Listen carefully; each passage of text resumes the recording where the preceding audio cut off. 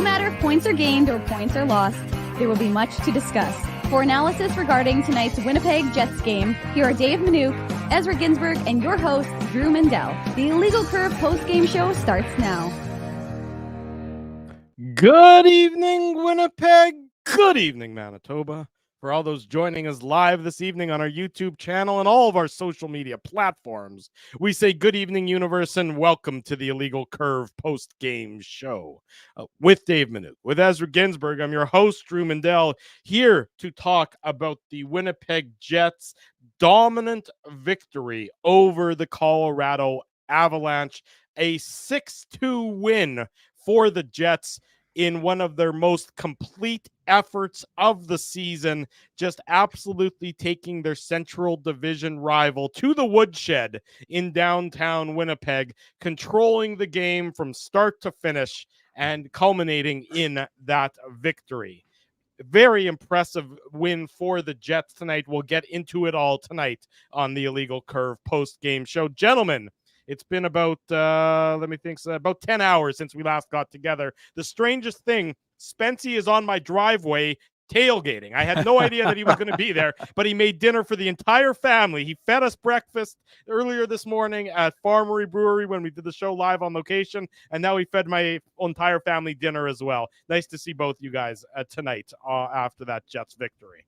Nice to see you, boys. Nice to see everybody joining us live here after a big Jets win over the Colorado Avalanche. And boys, the day started with our good friend Hart Jacob buying me a beer and me drinking it at around 10 in the morning. So we might as well crack another one here, boys. Illegal Curve Light Lager. I know Drew's got one there as well. So yeah. Toast to the Jets here, L'chaim.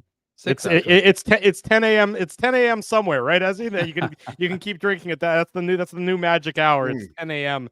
I think there's probably more than a few brews being consumed, hopefully responsibly, tonight as the celebratory mood in Winnipeg, certainly downtown at the arena, and just an absolute complete effort by the Winnipeg Jets.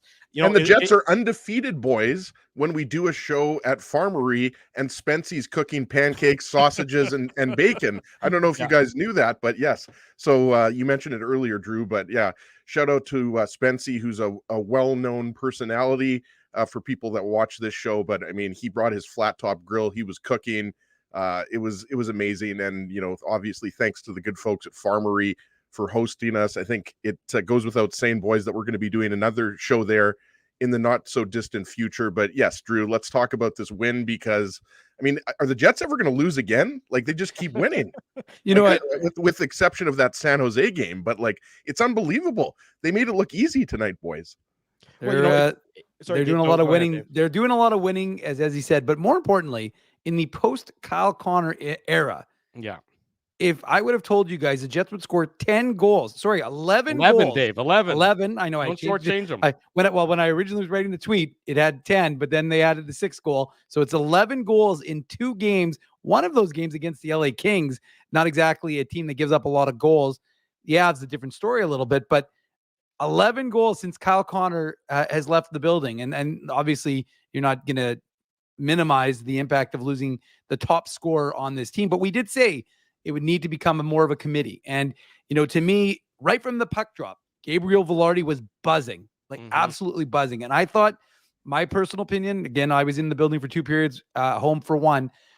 I thought Alex Iafallo was excellent. I really did. I thought he played probably I know people were saying he had a 4-assist game, but I thought that was his best game all over the ice. I thought defensively he was really good on the penalty kill. I thought he made a lot of really nice plays. I thought that, and obviously I'm rather partial to Poison. So, I mean, when he scores a goal, I'm never going to complain, but there were a lot of guys who had big nights, and obviously Connor Hellebuck was very good when he needed to be. It was a complete game. And what did we talk about? What did we talk about this morning? Not to suggest that we're geniuses or anything, wink, wink. But the fact is, we said that the Jets are going to have to compete, and they're going to have to play a consistent game from what they played before. And, obviously the lineup for the Avs changed 5 minutes before warmup, or during warmup, I should say, with the announcement that Cale Makar wouldn't be playing. And you don't minimize that, but the Jets are without Kyle Connor. So, teams suffer injuries. You deal with it. It's the point of the season where that's just the reality. And the Avs were the number 1 team in the Central coming into today's game.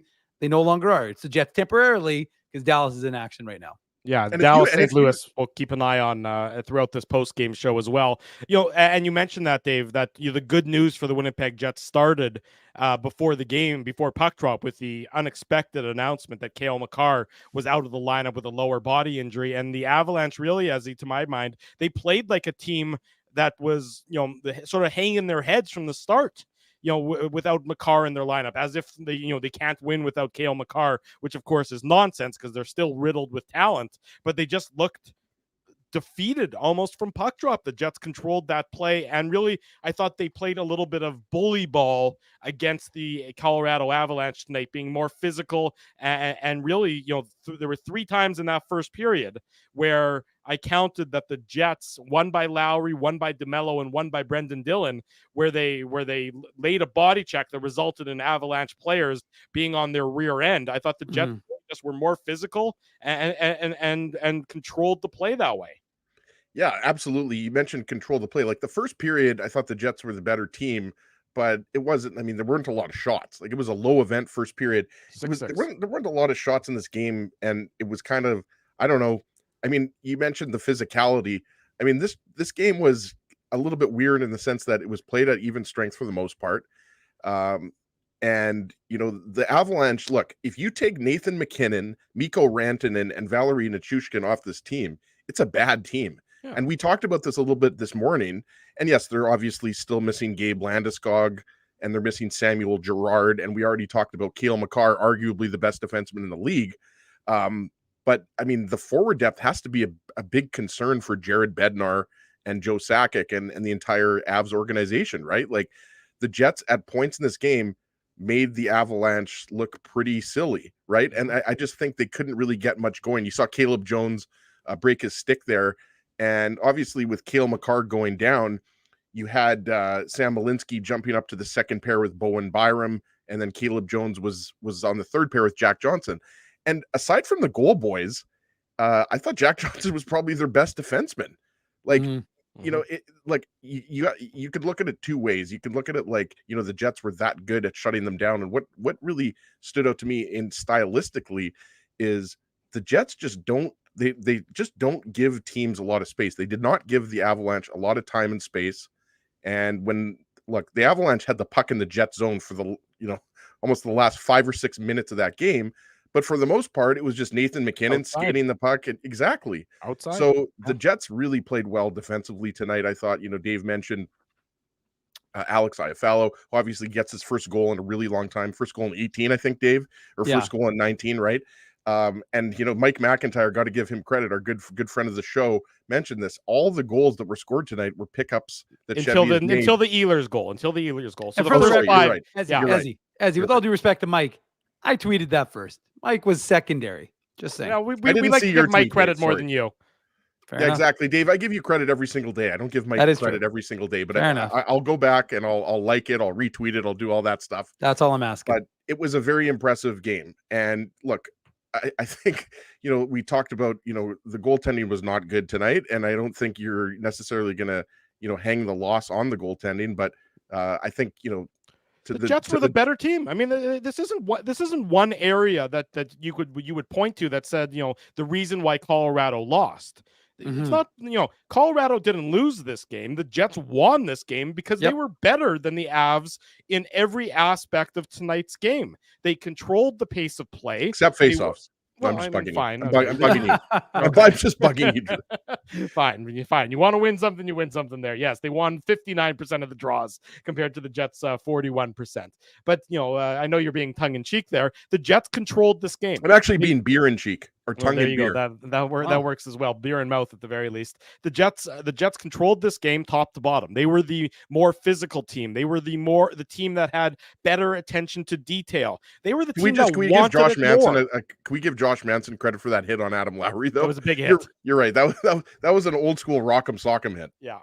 That was the biggest hit. But yeah, by that the Avs laid tonight. But they were the Avalanche aren't a physical team. They're not a physical team. I agree. And so when the Jets were physical and when they were, doing all the right things defensively in keeping Colorado and neutralizing Colorado and then being opportunistic with their chances, Colorado was frustrated. go back and watch the highlights. How many sticks did Colorado break over their own crossbar or their own goalposts after making bad plays and the Jets making good defensive plays that led to Jackson would be chances? proud, Drew. Yeah, exactly. Because he snapped it over his knee. The only difference there. Look, the Jets were full marks for their victory, top to bottom. They were the better team, 1 through 12 up front. Look, the Jets, the Jets top line, in the last number of years would score a lot of goals, but they would give up a ton of goals as well. So it's net negative. This has been such a net positive for the Jets with their top line, even when their top line hasn't necessarily been Ehlers, Scheifele, and Velarde. Even before, when it was Connor, Scheifele, and Ehlers before Connor's injury, that top line is playing such great hockey, and they're playing 200-foot hockey. Mark Scheifele deserves all the praise in the world because he looks like a completely different player out there. He really does in his own zone, and that's where the Jets. The Jets controlling of the play starts in their own zone, Dave, and you saw it again tonight. Yeah, I was just more the Scheifele thing than anything else. But no, I mean, it sounds, we've said it, we have echoed what Rick Bowness has said because it seems to work, right? And that's what he had to have got his team to buy into. That if you play a defensively sound game, if you play a structured game, you will still get those opportunities to create offense. And again, now that these guys, for the most part, exception of Sniper and Smoke, that'd be quite the TV show in the 80s. But with the exception of those guys, I mean, most of the guys have contracts now. So you don't necessarily have to worry about guys who need to, think about individuality. Right now you're focused on team success. And that comes from playing defensively good hockey. And that, again, that's the why this Pierre-Luc Dubois trade is paying dividends for the Winnipeg Jets, because obviously Rasmus Kupari is injured and isn't coming back anytime soon, according to Rick Bowness. But Alex Iafallo, even though he hadn't scored, and he was still serviceable in his role, but he played a really good game tonight. And Gabriel Velarde, even though he missed so much time, look what he's done in the last 3 games, right? So he's looked really good on that top line. I mean, they really haven't missed a beat since the movement of Velarde up to line 1 and Kyle Connor obviously going to IR. So, I mean, this one of the things that we wanted to see was how would this team respond again to a more soundly structured play of 60-minute game, and that's what they're doing. And again, you're doing it against good teams, right? They're 8-3-0 against the Central Division, 2-0 now against Colorado. Obviously, you'd rather not be 0-2 against Dallas. But the fact of the matter is that they're playing well against the Central. They're playing well, obviously, against the East this year. That pesky Pacific is playing well. Yeah, but that's right. They're playing well, Drew. And so that's what the focus is. And it's kind of like, and I know it's funny because we've been seeing it throughout the chat right? People are like, when is the shoe going to drop? When is this team going to become last year's team? But I just don't see it. I just don't see it from Connor Hellebuck. Again, another quality start from him. To this team, I mean, we had the chat. I don't remember who had it. I think it was Brian Harder made the comment. 19 straight games without giving up more than 3 goals. I mean, they're defensively sound, and I mean, obviously, we weren't anticipating they were going to score 11 in the last 2. But the point is, so they're getting the offense and they're getting the defense. That's a winning combination. Well, you talk about the number of games since they've given up 3 goals. I mean, our friend Judy Olin tweeted the same thing. It's now been 7 straight games that the Jets have given up 2 or less goals. So you how impressed the 3 or less goal stat is impressive, but to give up 2 or less goals in 7 consecutive games in this day and age in the NHL, where everything is a power play, and it's not like the Jets special teams, by the way, or anything to write home about, speaks to how they're controlling the game. I mean, it's been relatively easy compared to past years, Ezzy, for Connor Hellebuck this season. At least, after the first few games were a little bit of a rough start to the year, it's been by and large pretty easy for him. He's racking up all these wins, and he's not being asked to do anything dramatic. I mean, tonight's game, I mean, how many grade A saves, grade A opportunities did Colorado have? I mean, yeah, they got a couple goals, and that's going to happen. But for the entirety of the game at 5-on-5, the Avs, who by the way have Nathan McKinnon, Mikko Rantanen, and Valerie Nichushkin, had 5 high danger chances. That's it. I mean, that's crazy. pretty damn good that the Jets are able to neutralize them to the extent that they're doing so. Right. And I agree with you 100%. And when Dave talks about structure, like these are the things, like this isn't sexy to talk about structure and everything like that, but good teams are structured, right? Like the Vegas Golden Knights, the Colorado Avalanche, the St. Louis Blues, right? Like the Tampa Bay Lightning, all the pick any team that's won the Stanley Cup basically ever, right?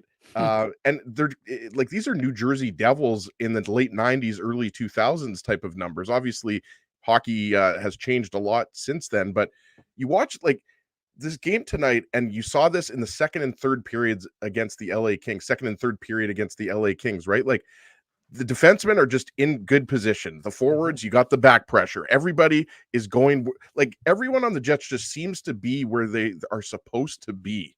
Like you're just seeing really good defensive play from all over the ice. And we talked about it, right? Like, and maybe I underestimated this, guys, the impact of Gabe Vilardi defensively, the impact of Nino Niederreiter defensively, the impact of Alex Iafallo, who Dave talked about. And I agree. It's not just the goal. Iafallo was great tonight, and he was great against the LA Kings as well. It's just like the Jets are a good defensive team. That's just period, right? And, you know, we can talk about why they're a good defensive team, but this is not something that we've seen in the last 4 or 5 years. We're just seeing again, you know, to steal Dave's term, like a buy-in from basically everybody. Like you can see it. And look, we don't know what's going to happen throughout the course of the rest of the season. I mean, the Jets could go into a slump. I don't see that happening either, Dave or Drew. Like, I just don't see that like epic type of collapse coming. Sustained slump. Exactly. I don't see it. And you know, the Jets tonight, they made Colorado look like a pretty average team. Like McKinnon got his chances. You know, Mikko Rantanen got his chances. Not that many. Obviously the Avalanche scored a couple goals. Yeah, but like aside from that, like you didn't see, you know, Ross Colton and Miles Wood getting a lot of chances out there. Jonathan Drouin, we should mention, former Halifax Moosehead, just like Nick Ehlers and Nathan McKinnon. But yeah, for the most part, you know, the Jets just kept within their structure, kept things to the outside, were opportunistic, got a power play goal. And obviously, you know, when the Avalanche broke the shutout and then they punched back with Vilardi's second goal, Dave, that was killer. Like that, if you're looking for a turning point, I agree with Drew, though. This was not a game where the Jets played a good half period or a good period. They were the better team through 60 minutes, but that goal by Vilardi to basically, that was kind of the, you know, the final knockout punch. Well, why don't we get into the goals as part of the Betway game recap? It's only 8 here. to talk about. Yeah, exactly. Only 8. Won't take us that long. It's a Saturday night. You're watching the Illegal Curve post-game show. Drew Mandel, Dave Minuk, Ezra Ginsburg. Hope you had an enjoyable Saturday wherever you spent it, however you spent it. We, of course, started our Saturday off at the Farmery Brewery location at number 2 Donald Street. Did a live on location broadcast of the Illegal Curve hockey show. We're wrapping it up now 12 hours later with the Illegal Curve post-game show talking about the Jets and the Colorado Avalanche. We do our goal by goal recap. It's part of the Betway game recap. The Betway game recap.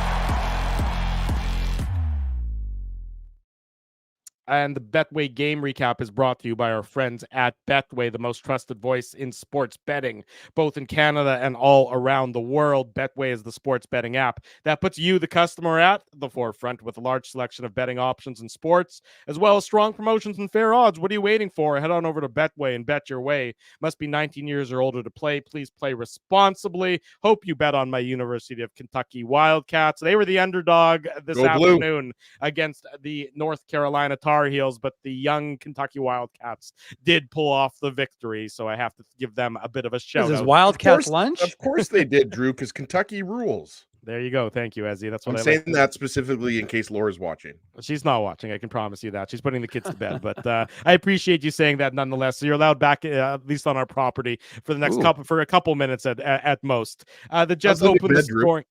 The Jets open the scoring at the. Dave Drew won't touch on that. No. Dave won't touch, or he won't touch on that. It's okay, Drew. I'll bring it up later. You can bring it up all you want. I'll just preempt you.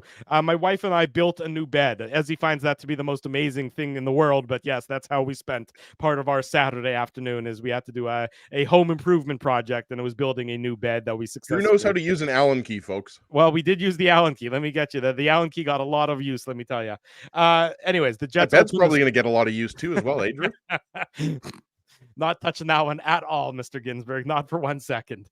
The Jets open for sleeping, Drew. Get your head out of the gutter. What are you talking about? The family show, guys. We have Bailey in the chat. Come on. Yeah, I was talking about quality sleep, Dave. You obviously got that. I understood. The Jets open the scoring at the 13:56 mark of the first period. As we mentioned, not a lot of shots in that first period. Only 12 total, 6 aside. The Jets made theirs count. Gabe Vilardi gets his third of the year. It'll be his first of the game. There's some foreshadowing there. Assists to Mark Scheifele and Josh Morrissey. And it starts by a nice aggressive play by Morrissey right at the Avalanche blue line. He isn't able to keep the puck in, but he does control the puck, and then he skates it to some soft ice where he finds Scheifele, and then Scheifele is able to find Vilardi, and Vilardi was too big and too strong for the Avalanche to handle tonight. And you saw it on both of his goals, and this was a very nice one to give the Jets the early 1-0 lead, Ezzy. Yeah, I agree with what you said there about Josh Morrissey. He just does some nice work walking the line. And as you mentioned, like gets it to Scheifele, and Scheifele and Vilardi seem to have a kind of a sixth sense for each other. They were fantastic in this game, continuing their strong play from the game against LA. But yeah, just a really nice kind of spin around pass from Scheifele. And as you talked about, Drew, that's just Vilardi out muscling the Avalanche defenseman. And I have to go back and check. Got the replay up here who that was, but I think it might have been Bowen Byram might have been the defenseman. Bowen Byram was involved there, definitely. And I think it was also, this one wasn't Caleb Jones. This one might have been Josh Manson, but I could be wrong on that one. Caleb Jones, Byram, and I think it was Malinsky. Regardless, Vilardi made a nice play driving the net, and it was a nice play from Scheif, Dave. Yeah, no, I mean, sorry, I didn't know you were going to go to me, but yeah, I mean, I think there's no question about it. I just prefer to go to you, Dave. I don't really like to go to Drew that often, to be honest with you. He talks too much. Perry was suggesting it was my time to shine at 3-2-1, so I was getting ready. But look, the play is made by Josh Morrissey, right? Because the way he keeps that puck in the Avs zone is key, and then obviously, and then you're right, it's nice play by Scheifele, and we're really seeing a chemistry being built between Scheifele and Vilardi. And remember, like we talk about the improved defensive play of Mark Scheifele. Well, now we're seeing, Gabe Vilardi, who we know is more defensively responsible than Kyle Connor. Not that takes much effort, but the fact of the matter is that you're getting that again, both. So you get that benefit of having him on the top line, but you're also seeing what that guy can do. And where is he? He goes to the front of the net. And that's the one thing with, Gabe, with that top line, is that you needed someone who is willing to get dirty. And Gabriel Vilardi really does seem like a guy who's willing to get to that front of the net. And put, just take, I mean, we saw it with both of his goals really, but again, just to make, be a bull and just be strong in front and create opportunity as a result. And that's what we've talked about for years for this Jets club, is that you need more guys to be in the front of the net, in the hard areas to play. And Gabriel Vilardi is showing that he's capable of doing that. And it's interesting, Drew, because it's funny. It wasn't a boring period of hockey, but at one point it was weird because the shots were 4-1 Colorado, and the Jets had taken, I think, 10 shot attempts, and they just hadn't hit the net. So it was just an interesting sort of, the game was interesting. It was an exciting first period. It just was low event in the sense that there weren't a lot of shots, being taken that were hitting the net. I should say, not being taken, that were hitting the net. And ultimately the Jets were able to effectively use the shots that they did take. Dave, I just wanted to correct myself there. It was Ross Colton, who's a center. Yeah. It was Vilardi, and Ross Colton kind of left him. So it was Colton who was trailing Vilardi there. Not, I think I said Malinsky, but Malinsky and Bowen Byram were the second pair for the Avalanche. But your point is well made there, Dave. Like, it just seems like, the players on this line, obviously Scheifele, Ehlers, Vilardi is who I'm talking about. They just complement each other really well. And it almost brings up the question, like when Kyle Connor comes back, you don't want to really break that up. Obviously, It's going to Kyle be a Connor, long guys, while before that's going to be an issue. And when Connor comes back, he goes to the top line. I mean, I'm not trying to create any type of controversy here. All I'm saying though is Scheifele, Velarde, Ehlers, like they're like I wouldn't be so they're a certain Corsi, about that. it's a Corsi dream. I'll be honest with you. I don't know that I would be that certain about that, because this line looks very effective. You got 8 weeks. You got 8 weeks before we have to have this conversation. Well, right now we're dealing with recency bias, so leave me alone. Yeah. You're right. As long as you acknowledge that you're dealing with the do. recency bias, I that's do. the important part. But they do look incredible, and they've had great chemistry since they've been put together. And you weren't sure what they were going to be like, and you weren't sure if what Gabe Velarde was going to be like until he sort of got back up to speed. But you can see that he's now playing like he did at the beginning of the year in that very brief sample size before he went out with the injury. Well, Bailey's got the numbers there. I mean, it's unbelievable. Boys, like this is going to turn out to be, I think, one of those trades that you look like it's going to be like a Taylor Hall for Adam Larson type of trade. It's that one-sided. It certainly does appear to be that way so far. And again, and the thing about it, about Pierre-Luc Dubois is that you sort of know what his ceiling is, whereas Velarde, you don't yet know what his ceiling is, and that's the tantalizing perspective for the Winnipeg Jets. Is that maybe there's even more than what we're seeing, but if this is what we're seeing, well, he certainly looks to be the equal of, if not better than Pierre-Luc Dubois. 1-0 for the Jets at that point in time. They make it 2-0, less than 2 Sorry minutes for that later. burp, Drew. I thought I was muted. Thank you, Ezzy. Vlad Nemesnikov gets his third of the year. It's a power play goal. Assist to Alex Iafallo and Neil Pionk. This is with Josh Manson in the box for the puck over glass penalty, Ezzy's least favorite penalty. Manson in the box. The Jets' first power play unit controls it for the majority of the time that they're on the ice, but they aren't able to really they control it, but they don't really do much that's dangerous. The second unit comes on, and in the blink of an eye, I don't know that they've been on the ice for 10 seconds. It goes from Pionk down low to Iafallo up to Nemesnikov, tic-tac-toe into the back of the net, Dave. 2-0 for the Jets. No, I mean, you're right, Drew. And the first power play unit got some good looks, and Nate Schmidt's looking good out there. I thought defensively he made some nice plays, and I thought again on the power play he's looking like he's more effective, and he doesn't get an assist on this one, but he keeps that puck in, and you're right, Drew. They didn't. I think it was a total of like about 5 seconds before they were able to put that in the net. But really nice play by everybody. I mean, the Avs leave Vlad Nemesnikov wide open, and credit Alex Iafallo for being able to find him, and Neil Pionk for getting him that puck quick. So I mean, it's kind of a tic-tac-toe, or bang, bang, bang, as our friend Dennis would say. But, I mean, it's an effective power play goal. And it's one of the things we've talked about, just special teams. There's one thing, if you want to be critical of the Jets, and even Rick Bowness himself has acknowledged it. I think he acknowledged it. I don't know if it was today's pregame skate or the last practice, but he just said that our special teams haven't been good. Well, that one way to get effective is start scoring on it. And it was a really nice play. And it's good that it's a second line, because the first unit had a lot of looks but the second unit contributing is important as well. And it's good for those guys. What did we talk about? We talked about last game, all the goals came from your top line. And one of the things what we said is that's great, but that's not realistic to consider. It's not sustainable. You can't do that every night. Right. That's Dave, right. And another thing I wanted to mention too on this play, you're right. This play is all Iafallo identifying how open Nemesnikov is there in the slot, making that play. So it's a nice play between Iafallo and Nemesnikov, but also Nino Niederreiter causing a little bit of havoc in front of the net, right? Just going to the net, giving the Avalanche fits, right? I think it was Valerie Nichushkin, if I'm not mistaken, who was checking Niederreiter there. So just wanted to get that in there. But yeah, really nice little, play, but nice pass by Iafallo, nice finish by Nemesnikov, the Jets newbies.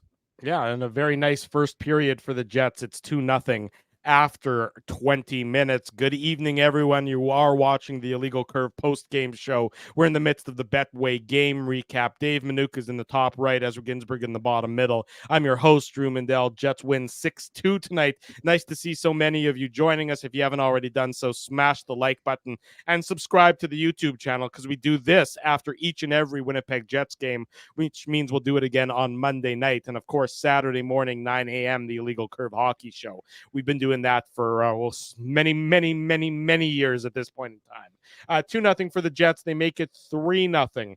And really, as of late, 3 goals for the Jets usually results in a victory. Did tonight. This ultimately is the game-winning goal. It is an unassisted goal for Alex Iafallo, even though Caleb Jones really does deserve an assist on it. In addition to it being the game-winning goal, it's our Seagram's shot of the game. The Seagram's shot of the game. Big thanks to our friends at Seagram's for their support of the Illegal Curve post-game show. Seagram's, perhaps you like some Fireball. It tastes like heaven. It burns like hell. Allow me to do a shot, Drew, and I'll do a shot of demonstrate for Illegal everybody. Curve beer. Okay. Tastes good if you ask me. Anyways, big thanks to our That'll friends. put hair on your chest, Drew. Yeah, I got a lot of hair on my chest already. But big thanks to Seagram's for their support of the Illegal Curve post-game show. You know, Nair has some great products, Drew, if you're ever interested. I'm not interested in it. But thank you for that advice, though. I'll keep that in mind for future reference. This is just, hockey 101. Caleb Jones is He'll put the puck up the middle. Yeah, he's a fringe defenseman at best. If He's Seth Jones' brother, too. Well, guess what? He's a fringe defenseman at best, no matter who his sibling is. This is just a boneheaded decision. He breaks his stick over the crossbar after Alex Iafallo picks off the pass and then deposits the backhand into the Avalanche net, makes it 3-0, and the Jets will say thank you very much. Definitely the free pizza that Claude Noel used to speak about on display in the downtown Winnipeg arena on this goal, Dave. Well, obviously Alex Iafallo won. First of all, we got to talk about Gabriel Velarde's goal song. Is he a little Macarena? Everybody was happy to hear Macarena. The best goal song. I said that at the beginning of the season. No, Macarena is the best. No. Come on. Alex Iafallo's is good too. Little Poison. Yeah, Poison rocks. Yeah, you gotta get but you can't pour some sugar. Sugar's rare. Sugar's hard to come by. You can't just be pouring sugar on people nowadays. That's not poison, though. Oh, okay. Well, whatever. Is there some type of sugar crisis? I'm pretty sure there's shortage. I'm pretty sure that's is there a AC/DC sugar shortage. I didn't realize that. Yeah. What about the sugar supply in Kentucky? I don't know about Kentucky. Oh, sorry, Drew. Supply. Sorry, it's Def Leppard. Def Leppard. I knew. I knew it wasn't AC/DC, but yeah. Sorry, my bad. No, I knew it wasn't poison. I was like, I knew poison. I was like, what? Yeah. Anyway, sorry. Let's just look, Alex Iafallo had gone 18 games without a goal, so you knew that he was itching to get on the scoreboard, and I thought he's been playing well, but you'd like to see him actually find the back of the net. So it was a really nice play, and it was a smart play, right? He recognized what Jones was going to do, so he positioned himself well, intercepts the pass, gets it on net quickly, very similar to the Velarde backhand, right? As Don Cherry would often say, one of the hardest shots to save in hockey. So sorry, Dave. I don't know if you're talking about the Jets right now because I'm trying to follow all the sugar related comments that we're getting. I'll be honest with you. I had absolutely no idea about this whole sugar thing. So I did eat some Smarties during the first period intermission. If anybody's curious, there's sugar there. But I was with Sammy Sugar. Sugar Sammy is his name. Sugar Sammy. Sorry, Sugar Sammy. Anywho. So look, By the way, I'm going to start calling your son Sam Sugar Sammy from now on. You can do that all you want. Thank you. And I'll instruct him to run up to you and punch you in the stomach like he did last time. Well, the best was on Thursday or Friday. I see Drew and his kids almost every single day now. It's really I'm so lucky. But no, it's a nice little bonus. But I went to give Sam a high five the other day. He totally shafted me. I'm like, yep, apple doesn't fall far from the tree. Well, just speaking of apples, Ezzy, the play, while we're talking about the Alex Iafallo backhand, which was really nice, it was also the hard work of that line that led to that goal, because there was pressure. Really good there was definite pressure from Perfetti and Nemesnikov. And Iafallo. Iafallo was the first man in. Break that goal down any more than what Drew said. It's an absolute free pizza. Claude Noel used to say it's an absolute free pizza by Caleb Jones up the middle of the ice. Yeah. And Alex Iafallo takes it, and he makes no mistake about it. But you just can't do that, especially when you're down 2-0 already. But to Dave's point, before Caleb Jones made the error, the Avalanche had to reload. Oh, absolutely. There was good pressure from that line. And we talked about that line being key, right? That being obviously the Perfetti, Iafallo, Nemesnikov line. So you're right. And that goes to what we're talking about here. The Jets are just playing an overall good brand of hockey. Yeah. Like they're just playing well. Like, you can break it down into each area of the ice. And really, it's just that they're rolling lines. We haven't even really talked about the fourth line. The fourth line was very effective as well. Yeah, except for Gustafsson, actually Johnson, on Fjällby, and Barron. taking except for actually on Fjällby for some reason taking like a 4-minute shift, which screwed everybody up in the second period because he took everybody were all sitting there in the press box and I'm like, okay, well he's gonna get off here because Velarde's standing up waiting to get on. Ehlers and Scheifele had been on for like 30 seconds already, 45 seconds, and then Ehlers comes off. Velarde finally gets on because actually on Fjällby comes off, and then Scheifele stays on. So it's Scheifele and Velarde because I thought the lines were all screwed up. And then it ended up being like the longest one ever. But again, like I said, I just getting back to finish off my thought on that. It's that idea of that dogged pursuit. And one of the things that Rick Bowness said was, and he was talking about, this was in reference to Declan Chisholm. He said he was impressed by the fact that he didn't make his problem somebody else's problem. And I thought the Avs did that on that play where the Jets' pursuit forced them to hot potato that puck a little bit. And as a result, they were making bad decisions with the puck. And then it was like, I don't want it. You take it. I don't want it. You take it. And then eventually Jones says, okay, here, IFL, you take it. And he puts it into the back of the net. So, I mean, it's a huge goal because, I mean, if the Avs make it a 2-1 game, I'm not suggesting the Jets couldn't have won it, but it just makes it, you just sense that the Jets are feeling that validation for doing those good things and they're getting that reward. Yeah, that's exactly right. They play the right way. They play the right hard way. They're a hard opponent to play against, and as a result of being aggressive and being physical on the forecheck, they end up with a golden opportunity, and they make no mistake of it. So well, good point there, Dave. Well said. 3-0 for the Jets after 40 minutes, and what's to me again, the Avalanche, after 40 minutes, they're just they don't look like a threatening team. The Jets just have the play in control and they continue to play, in the Avalanche zone. They don't let up. The tendency, of course, when you're up by multiple goals is to maybe go into a defensive shell, and that isn't always a successful MO. And it wasn't for the Winnipeg Jets. It wasn't how they approached it. They kept their foot on the pedal. They just kept and said, look, we're going to keep playing the game we want to play because we know that it's a successful way to play this game. 3-0 until early in the third period, with Josh Morrissey having taken a bit of a sloppy high sticking penalty, one that I'm sure that he would regret. The Avalanche do get on the board. It's Jonathan Drouin, his 4th of the year, assist to Mikko Rantanen and Nathan MacKinnon, and it's off the end boards, and Drouin is in a good position, and Connor Hellebuyck can't quite get the big leg over far enough to knock it down, and Drouin lifts it over to put the Avs on the board and make it 3-1, Ezzy. Yeah, and obviously, that was the goal that ruined the shutout. But I mean, we talked about how good McKinnon and Rantanen were in this game, and you give them a few power plays, and they're probably going to strike. Even though I think the power play has been underwhelming. I forget where they are, guys, but I think it was somewhere around 20th in the NHL. And injuries have played a little bit of a part in that. But look, it's a fortuitous bounce to Jonathan Drouin, right off the shot from Mikko Rantanen, right? It just goes right to Jonathan Drouin. And Dave, you mentioned the long shift from Morgan Barron. Mikko Rantanen late in the third period realized I'm getting ahead of myself. Shift. Yeah, exactly. Like he was on there. I don't know if it was quite 5 minutes, but it was like 3.5 minutes, Drew. Yeah. But yeah, I mean that's just a fortuitous bounce, Dave. And Drouin gets the Avalanche on the board. And, they had a little bit of life there, but, I don't know about you guys, but I didn't really get the feeling the Avalanche were going to be tying this game up. And lo and behold, we know what happened shortly after Jonathan Drouin broke Hellebuyck's shutout. Well, you to your point there, Ezzy. So it's 3-1 and it's early in the third period. So yes, you wouldn't expect the Jets to collapse or anything because that hasn't been their style. Maybe a previous year's team certainly wouldn't be unheard of.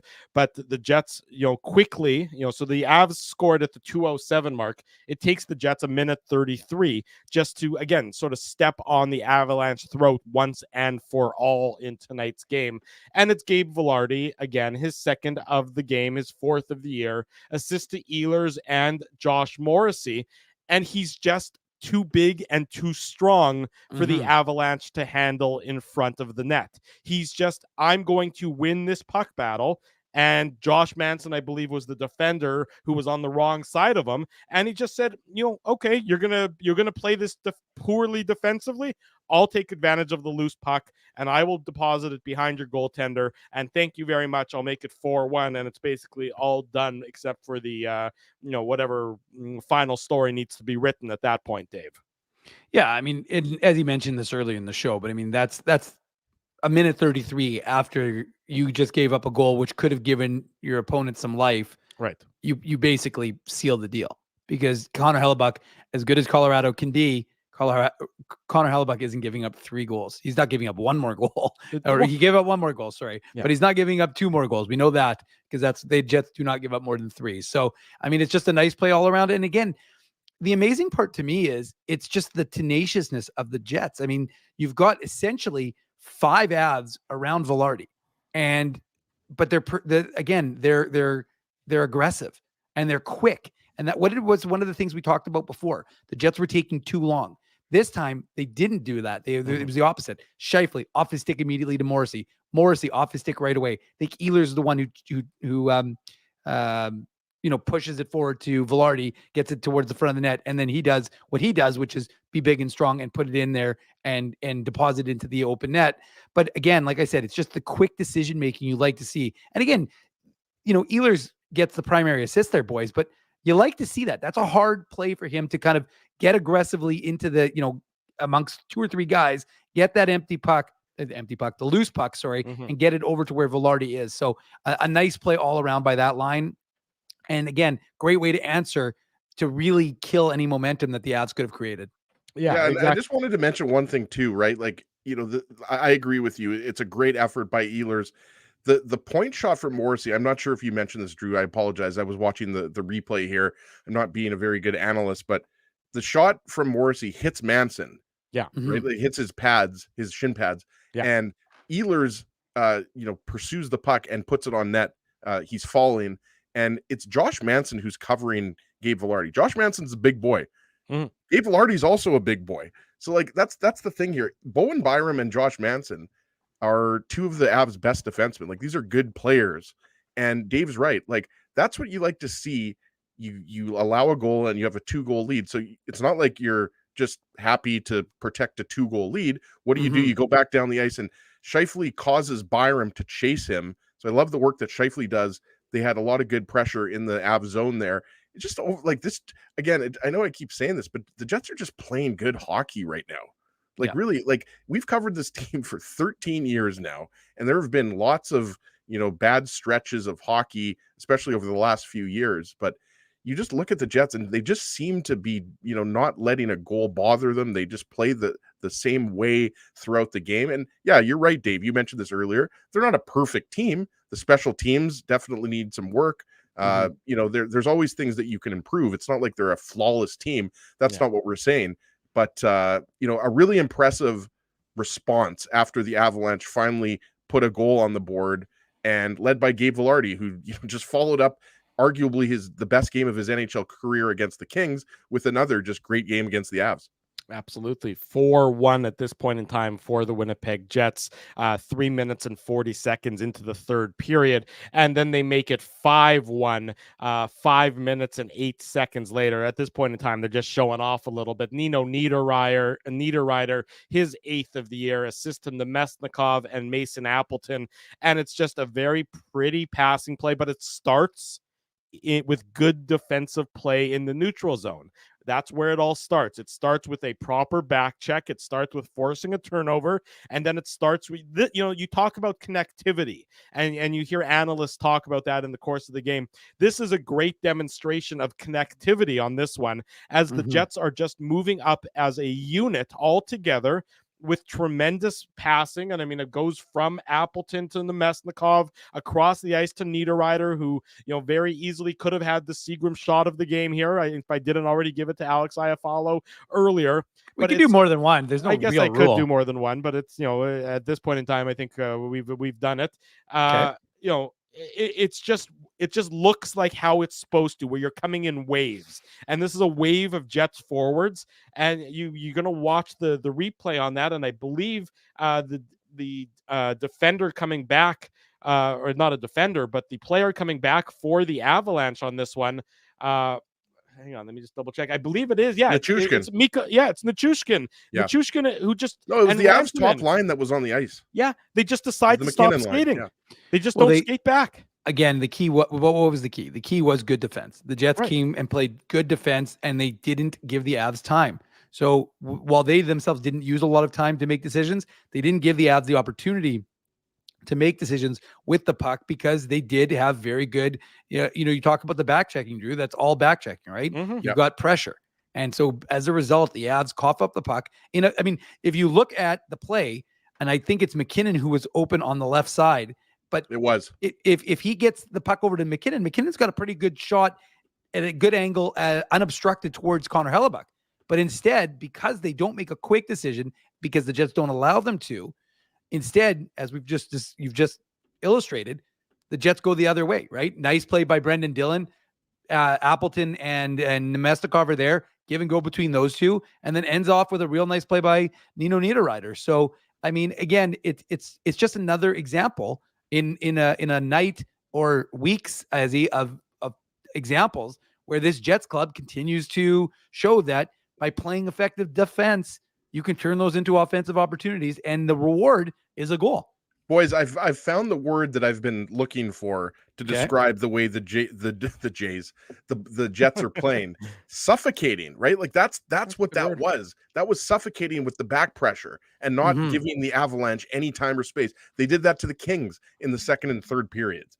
Because if you remember, the first period was largely dominated by the Kings, but especially in the second and third period, the Kings just really couldn't do anything. Suffocating is what the Jets are doing, and it's not just that line. It's not just the Lowry line. It's not just the Scheifele line or the fourth line, whoever happens to be on the fourth line. Obviously, it's Gustafsson, Barron, Janssen, Fjallby now, but it's just they're not giving teams a lot of time and space, and they're causing turnovers. I think the takeaways were 9 for the Jets and 1 for the Avalanche.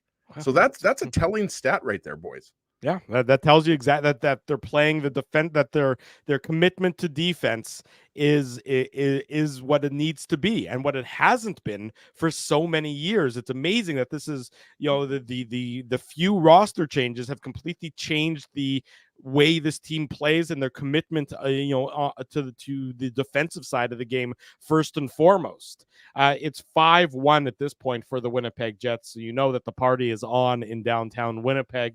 The Avs make it 5-2. Jack Johnson, nice grizzled. Yeah, grizzled veteran that he is. Jack Johnson, a nice goal, assisting Nichushkin and McKinnon. This coming at the 10:41 mark as he goes top shelf on Connor Hellebuck. This was an instance where the Jets got a little bit loose, I thought, with their defensive coverage, as is going to happen when you have a 5-1 lead. Better that happen when you're up 5-1 than when it's 2-1 game. But this was an instance got a little loose there, and it's 5-2 with about half of the third period to go on this one, Ezzy. Yeah, the Scheifele, Velarde, Ehlers line was out there, right? Yeah. And they just bench him. Yeah, exactly. They turned over the puck in the Avalanche zone, and then it was a 3-on-2 coming the other way, right? And I agree with Dave. Like, this was a nice goal from Jack Johnson. Yeah. Just as an aside, great to see Jack Johnson still in the NHL playing well, considering everything that's gone through with his parents. Everybody, you can read about that story if you don't know about that story. But Jack Johnson, his parents stole all his money, is what happened, folks. Yeah, that's the really quick version. Yeah, it's really a crazy story. Yes, but nice little pass. Was it Nichushkin that passed it to Johnson? I forget. It was a nice. Yeah, I think it was Nichushkin, right, boys? Yeah, it was Nichushkin. Nice McKinnon with the secondary assist. Nichushkin to Johnson, who was coming up on the play. And so you don't like the fact that the Jets gave up a late goal, but that's a garbage goal, guys. Like, it's 5-2 at that point, and the Avalanche 5-1 at that point. Pardon me. Well, 5-1, and then they made it 5-2. Makes it 5-2. Yeah, exactly. But the Avalanche had another chance. They got another power play. When Adam Lowry took that tripping penalty, they weren't able to do anything with it. So, that goal turned out to be meaningless, and you don't love it.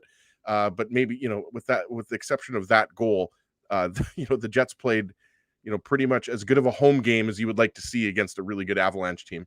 Well, before we, you're right. The Avs did have that power play. This is with Lowry goes to the box with 13. The penalty comes at 13:25 mark. So there's about 6.5 minutes to go in the game, and the Avs, of course, are down by 3, so they have to go extra aggressive, and they go with the 6-on-4.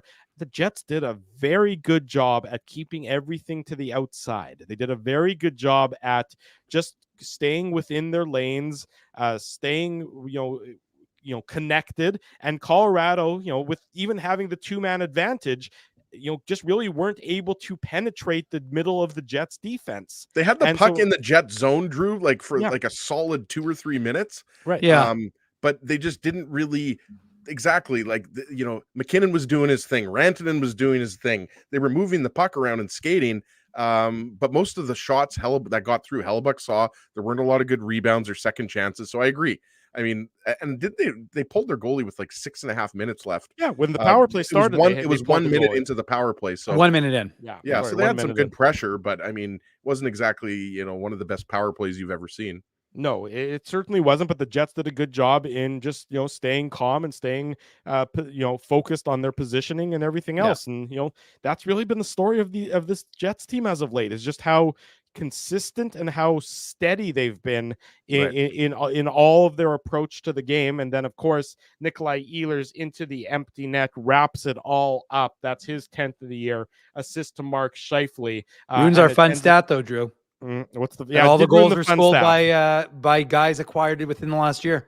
It did ruin that fun stat, but the fun stat still is pretty good, that the first 5 goals of the game for the Winnipeg Jets, and that should be, look, I've been critical of Kevin Cheveldayoff. A lot of people have been critical of Kevin Cheveldayoff, but everything that he has done transaction wise as of late has paid off very well for the Winnipeg Jets. So he deserves kudos as well. If we're going to criticize, and I don't think we've ever been unfair with our criticisms, but if we're going to criticize, at the same time, we have to praise. And, everybody within the Winnipeg Jets organization right now deserves praise. And that includes the general manager of the team, as the guys he's acquired for Pierre-Luc Dubois have certainly been worth their weight in gold, along with Nemesnikov and Niederreiter, guys they got for absolute steals. By the way, remember when the Jets were on a run and then Rick Bowness came back and then folks were, and then they lost and people, or they won and then they lost and then people were like, oh, Rick Bowness, he's doing all right. The team seems to be firing pretty well. So Dave, remember when the Jets were 1-3 and people were freaking out?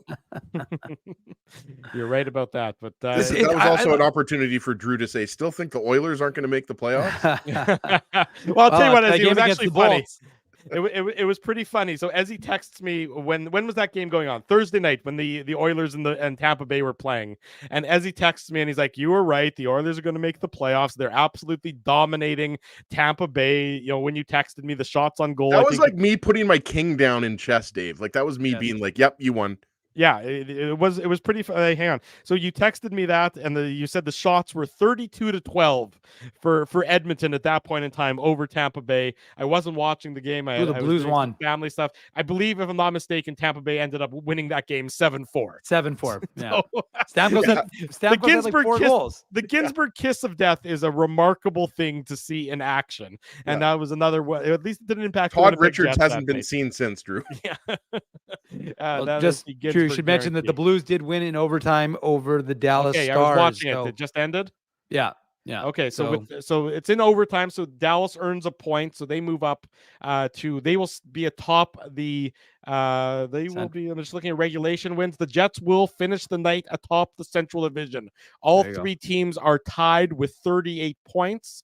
And the Jets and the Stars have played a game less than the Avalanche, but the Jets will get first place in the Central Division by virtue of their 16 regulation wins, whereas the Dallas Stars have 13 regulation wins. So as we go to bed tonight on December the 16th, the Winnipeg Jets are atop the Central Division. The clear 3-headed monster that is leading the Central, the Jets, the Avs, and the Stars, and I expect that. Well, don't be too dismissive of Nashville, because some of us will be watching their farm club in action tomorrow, and despite the fact that everyone was leaving them for dead, they're only 2 points back of everyone, and they've won 4 in a row. So Andrew Brunette deserves a lot of credit for the work he's done with that group. So I'm just saying that Nashville is not. You called it a three-headed monster, Drew. But there's kind of that differentiation, and then Arizona, even though they won their last game, they're 8 points back. So I mean, there's a little bit of a mix in the top four, and then it's a bit of a drop. You know, I saw somebody tweeted it. I don't know I can't remember if it was Aaron Portzline, our buddy who works for The Athletic and covers the Blue Jackets, or if it was Mike Harrington who covers the Buffalo Sabres. I think it was one of the two of them. I can't remember which one, who said like the pace to make the playoffs in the East is something like 96 points is the sort of the line of demarcation would be in the East, and in the West it's something like 86. So you can see where it's a bit of a top heavy league, and the better teams are residing in the Eastern Conference, or at least there's more better teams in the Eastern Conference than there are in the West. So yet the West has won the Stanley Cup 3 of the last 4 years. Right. So I mean, you know, of course it doesn't really mean anything, but in terms of regular season performance, it's going to take a lot fewer points right now to make the playoffs in the West than it's going to take to make the playoffs in the East. But nonetheless, for the Winnipeg Jets, they are going to go to bed in first place in the Central Division. They win 6-2 on home ice tonight to start a 4-game homestand. They're next in action on Monday night against the Montreal Canadiens, an original 6 matchup in downtown Winnipeg. Original 6 week, boys. Yeah, 3 original 6 teams in town. Yeah. Monday against Montreal, Wednesday against Detroit, and next Friday against the Boston Bruins. And that is going to wrap up the pre-Christmas portion of the schedule. We are next in action on Monday night. Post game is going to be around 9:15. It's a 6:30 puck drop on Monday night, so a bit earlier of a puck drop, which means a bit earlier of the Illegal Curve post-game show. Let's head to break. When we come back, we'll read some of the comments from the Winnipeg Jets dressing room tonight, touch a little bit more on this game, the Tough Duck hardest hitting comment. Ezzy's going to get one of those ready, so stay with us and find out if you are going to win a toque courtesy of our friends at Tough Duck. More Jets talk to come your way on this Saturday night. Dave Manouk's here. Ezra Ginsburg's here. 400 or so of you are here as well. I'm your host, Drew Mandel. Don't go anywhere. Smash the like button. It's the Illegal Curve post-game show. Your coworkers love you because you always make them laugh. You're the life of the party with stories that have them rolling on the floor. Or maybe you're just the quiet one in the corner with the one-liners that just slay. Do you have what it takes to become Winnipeg's funniest person with a day job? Try your luck. Hit the stage at Rumors Comedy Club, and you could be walking away with $1,000 cash. Winnipeg's funniest person with a day job, presented by Rumors. For all the details, head to rumorscomedyclub.com. So you're a pizza person, you married a wing person, but somehow your kids are salad people. You can't pick your fam, but you can pick your BP meal deal, starting from $18.99 for takeout or delivery at bostonpizza.com. The game can change just like that. Accidents happen when you aren't protected. So now what? Getting to your injury quickly can make all the difference. Help prevent them from being game changers with Linden Market Dental Center. Bonding, crowns, bridges, and dental implants. State-of-the-art treatments are available to help you get back in the game. To learn more, visit lindenmarketdentalcenter.com. Creating smiles for life. Whoa, Ezzy, everything okay? You look stressed. Of course I'm stressed. We're moving, the house is upside down, the kids failed miserably at packing the fine china, and my life is in chaos. Chaos! Yes, that does sound like a problem. What am I going to do? Ezzy, relax. Rolly's Transfer Moving and Storage is the answer. With 60 years of experience in moving Manitobans and a track record of exemplary customer service, one call to Rolly's and your stress is gone. No job is too big or too small. Just visit Rollies.com and they will take it from there. Thanks, Dave, and thank you, Rollies Transfer Moving and Storage, online at Rollies.com. Boston Pizza harnessed Fanalytics to test if the game is better at home or at Boston Pizza. The results are irrefutable. Catch the game at Boston Pizza, powered by Fanalytics. For 3 generations and over 80 years, Tough Duck has been making apparel that works and plays as hard as the people who wear it. From jackets to work boots and everything in between, Tough Duck's clothing can handle the harshest environments, even the Illegal Curve hockey show. Work to live, live to play. Visit toughduck.com.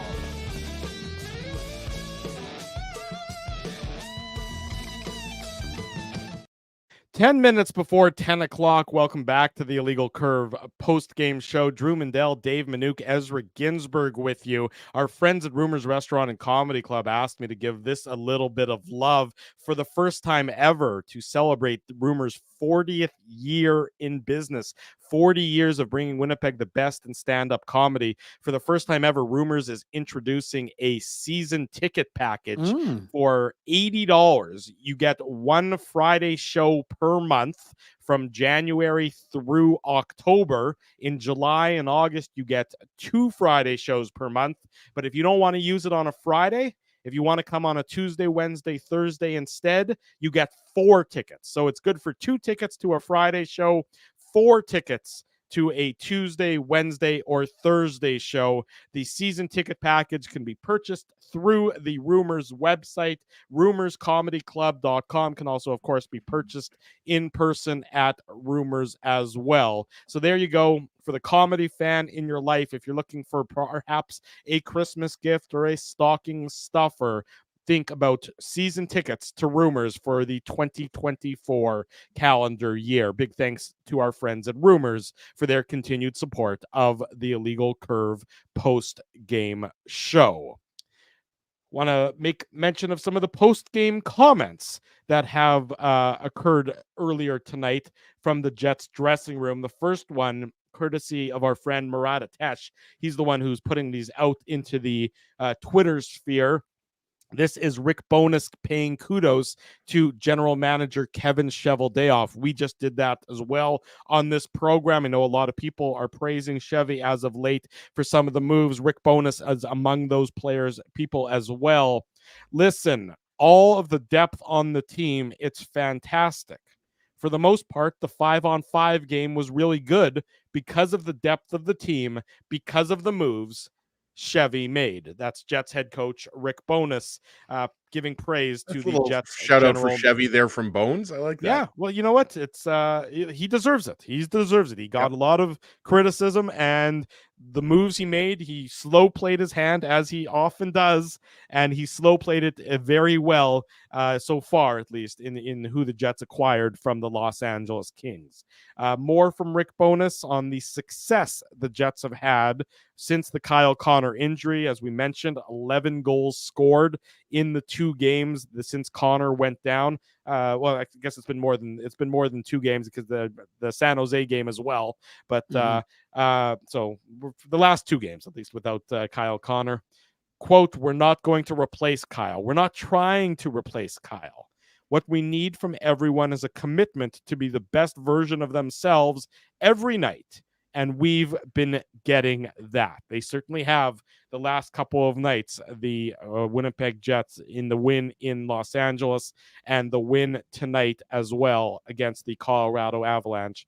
The Jets have certainly been getting everything they'd want from their players. One last one from Rick Bowness on Gabe Velarde's rising star. That's Murat Atesh's words.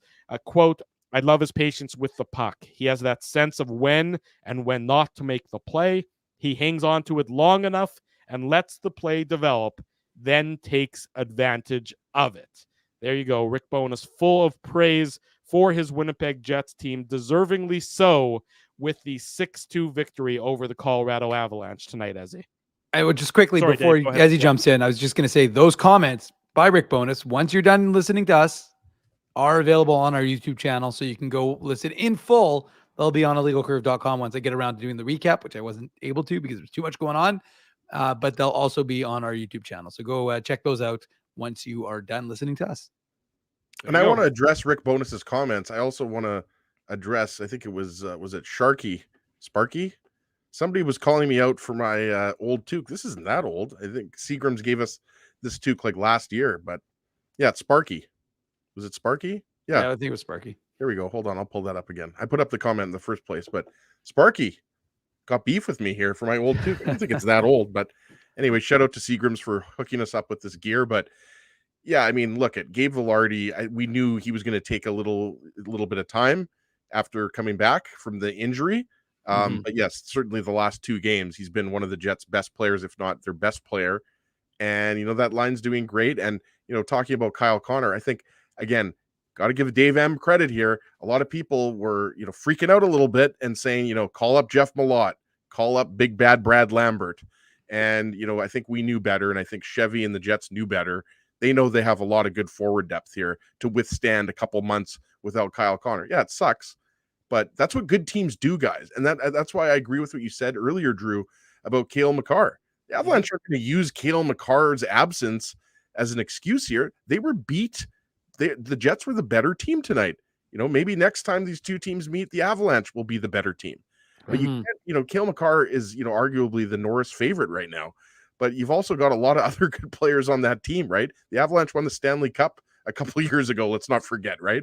So, yeah, I mean, the Jets forward depth, look, they don't have Kupari. They don't have Kyle Connor. They were without Gabe Vilardi, and all they keep doing is winning. So, yeah, Chevy deserves a lot of credit. The players deserve a lot of credit for how they're playing right now. And the coaching staff, I think, deserves a lot of credit for how this team is bought in to the way you need to play defensively to be successful. It's pretty simple.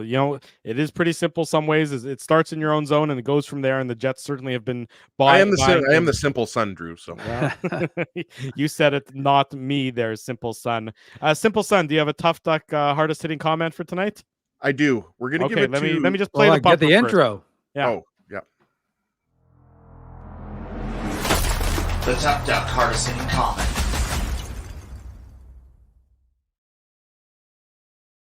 There you go. Who wins it? Yeah, we're going to give it to Disgruntled Wheat. Great name. I'm not sure if Disgruntled Wheat has won before, but he's a frequent chatter. He's a frequent watcher of the Illegal Curve postgame show. So Disgruntled Wheat, we appreciate you watching. We appreciate everyone watching the tonight's postgame show. Amazing how the Jets handle clearing assignments in their own zone by skating the puck out or smarter dumps has led to more offensive chances while cutting down cardiac hockey in our end. I really like that comment. Merci, Bones. Merci means thank you. That's French, Drew. Just wanted to clarify that for you. But Disgruntled International. Wheat, that's Hebrew for thank you. Yeah, exactly. Mr. Disgruntled Wheat, send me an email, Ezra@illegalcurve.com, or slide into my DMs on X/Twitter and send me your mailing address, and I will come visit you. No, Tough Duck will ship out a tube to you. I will show up in your living room. Yeah. Spency and I will show up with a flat top grill with pancakes, bacon, and hash browns and sausages. Can we talk about how good this morning was again? I mean, that was so much fun at Farmery. We definitely have to do that again. Yeah, I mean, we definitely want to talk about that for sure. We got to talk about what your Drew's boy. Mr. Blue Jays was in the house. Did they? I'm assuming they showed that on TV, right? I don't know that they showed it on TV. Now that you mention it, Dave. Yes, really? They did. They showed him. They showed him with the T-shirt cannon. You're right. Yes, they did. Yeah, I thought it was just funny that he was like, they showed him with like, he was basically with a T-shirt cannon like the entire time, and I was just like, and they kept shoving it in his face. I was like, what is going on here? But I mean, look, it's although I think they spelled his name wrong on the thing. I think it's with a K. It is with a K. Yeah. And we spelled it on the thing with the C. Eric Swanson is his name. He's a Blue Jays pitcher. Eric Swanson. He's the reliever. He's from North Dakota. Yeah, he's from North Dakota. He's got some family ties to Manitoba as well. Yeah, Mike McIntyre wrote an article about him in the Free Press. Right. Anyways, I just thought it was fun that they did that, and he just talked about being in Winnipeg, and it was a bucket list thing for him to be at a Jets game and stuff like that. So kind of interesting to hear them having that conversation with the Jays pitcher, and that sort of little love fest that they did there. And the other thing we should probably mention is tonight was the first time they've ever done the national anthem in Punjabi in any major professional sport. I thought it was neat. Yeah. Of course, you're going to get some people who complain. It's like, guys, it's like once in they're 42 games, about like children singing an anthem. Yeah, don't complain about children doing anything unless like they're honestly, your own kids. I don't feel less Canadian listening to it in Punjabi for like once every 42 games. It's not the end of the world. You're giving some people who are part of this community to be feeling more like they're part of it. It's not the end of the world. It's a language, right? It's not a religion. It's not anything else. Like, just chill. And it was a nice moment. And look, it was a nice way to celebrate the Southeast Asian community in Manitoba. Yes, and it was so South Asian Heritage Night at the I said Southeast Asian. I just meant South Asian Heritage Night. So it was a nice way to celebrate that community in Manitoba. And there were a lot of folks, throughout the night that were celebrated during the game and throughout the game. So that was just something that was worth mentioning as well. Yeah, absolutely. They did a nice job, and the kids did great singing the anthem, and just full marks to them for doing that. And really, the Jets do those nights really well. And they and kudos to everybody involved in that. It makes for a special occasion for people in Shout those out to communities. our boy K Ballsy. Yeah, there you go. Exactly right. No practice, by the way, no practice for the Jets tomorrow. So not surprised. Not surprised either. So the Jets will be back on the ice Monday as they get ready for Johnny Kovacevic and the Montreal Canadiens. Yeah, the Johnny Kovacevic revenge game, boys. It'll be something like that. The post-game show on Monday night will be around 9:15, give or take, back here on the YouTube channel and all of our social media platforms. And of course, illegalcurve.com is your home and your destination for all Winnipeg Jets and Manitoba Moose news later on tonight with the post-game recap. Tomorrow, Dave will be covering the Moose and the Admirals, and then Monday it's a teddy bear toss. Yes. Well, it's the teddy bear toss, Dave, and I'll let you keep talking about the Moose. But to Disgruntled Wheat's comment, I work downtown at Hockey Manitoba, so this is a very nice gesture by him. Yeah, I will absolutely make sure that Main Street Project gets a Tough Duck toque. It's a very nice thing that he's doing. I'm assuming just it might be a she, but for the folks who are listening on the podcast.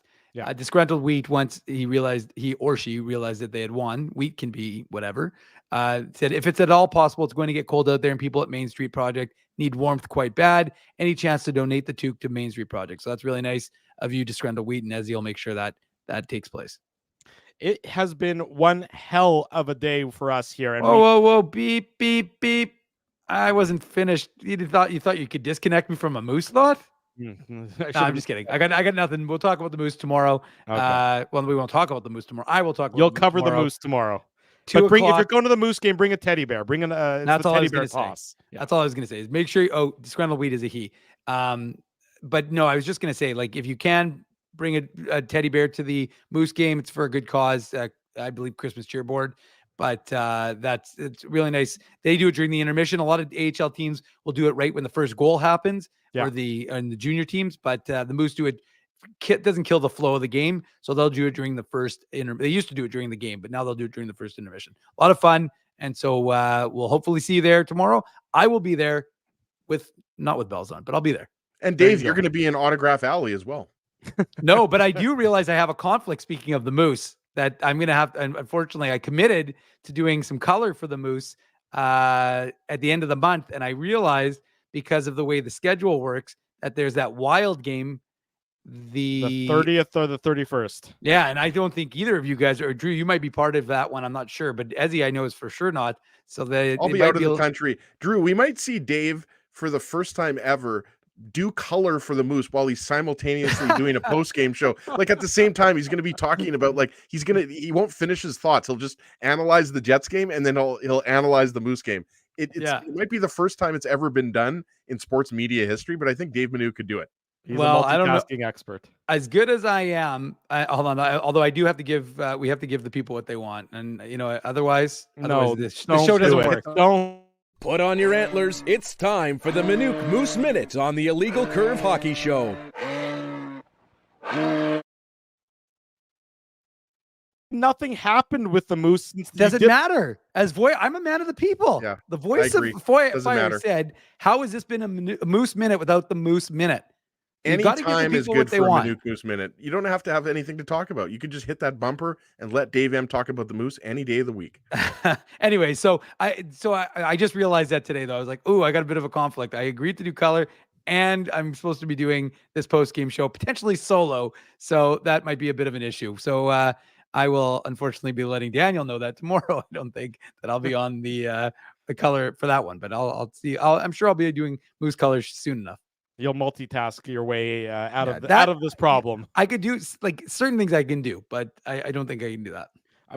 Bailey brings up a good point, and it was great seeing Bailey earlier today at the at Farmery Brewing. She came by with her dad for the cookout for the bar for the pancakes and the bacon. Rutger McGroarty made Team USA's roster for the World Junior Hockey Championship. So you remember a couple months ago, I guess it was probably a couple months ago now, he went out injured in that game for the University of Michigan. I believe not a couple months ago. It was in November. Okay, well, stretchered off the ice if I'm not mistaken. He's back. Seems to be fully healthy, and he's going to go to Sweden and be a key member of Team USA's roster at the upcoming. Remember World last Junior. week what Craig Button said? He said that he thought that there was a good chance Rutger McGroarty was going to be the captain, boys. Yeah. And so he was wearing the non-contact jersey during their training camp, but clearly he's been cleared to play full steam ahead for Team USA. So there you go. You can keep an eye on that when the World Junior Hockey Championship gets underway on Boxing Day, as it always does. This time from Gothenburg, Sweden, is where it's taking place. Not in North America, but overseas in Sweden. I had a nice dinner at IKEA last night. Speaking of Sweden, that's good to know. Thank you for. I didn't drive a Saab there, but. Okay, but what about a Volvo? No. Okay, what do you have? Nissan. You have the meatballs? I did. I had the festive Swedish meal. What made it festive? God, I don't really. I think I'm gonna.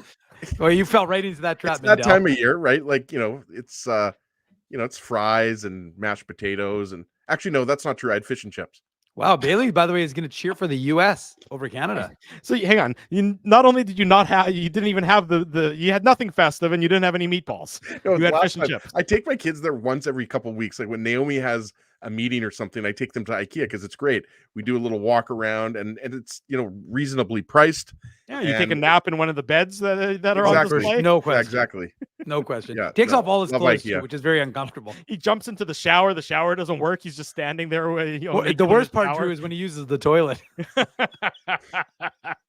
All righty, we've gone off the deep end, no question about it. Want to say a big thank you to everybody that joined us for the post-game show, for everyone who joined us this morning, whether you were able to join us live at Farmery Brewing, and again, shout out to Spency, who kept everybody well fed. He had a fantastic spread set up and tailgated and everything. So huge kudos to Spency for that, and for all of you joining us this morning and joining us tonight for the Illegal Curve post-game show. And of course, a big thank you to our sponsors. They make this show, they make the Saturday show, they make the website a possibility. That's our friends at Rumors Restaurant and Comedy Club, Linden Market Dental Center, Zappia Group Realty, Farmery Beer, that's where we were earlier today, Rolly's Transfer, Seagram's Shot of the Game, Boston Pizza, Tough Duck, and the title sponsor of the post-game show, Betway. They are all key members of the Illegal Curve family,